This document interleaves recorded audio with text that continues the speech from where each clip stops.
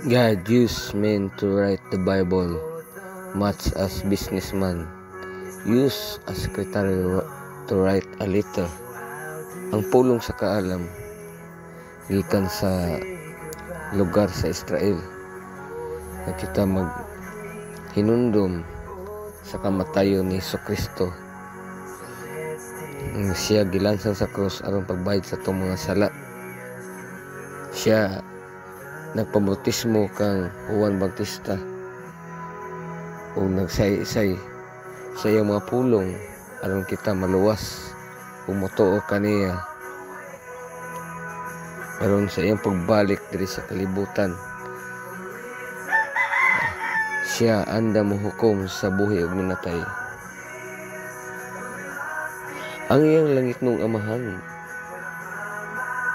siya gipadala diri sa kalibutan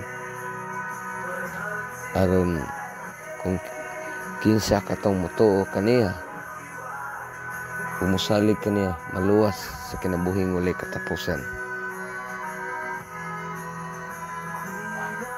Tungod kay siya nahigugma kanato sa tagsa natong kinabuhi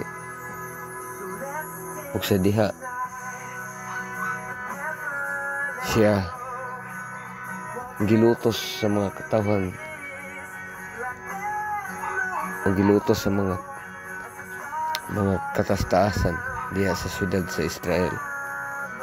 Ug si Jesucristo gilansang sa krus apan si Poncio Pilato nagaingon nga kining tawahan na way saha apan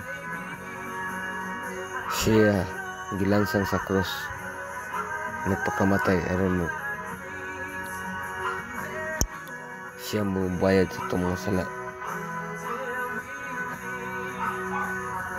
Karon mga kaigsunan na ginundom kita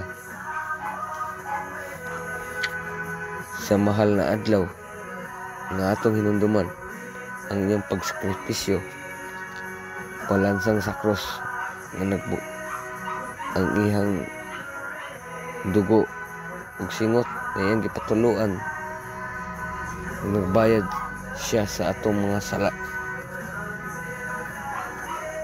Tungod kini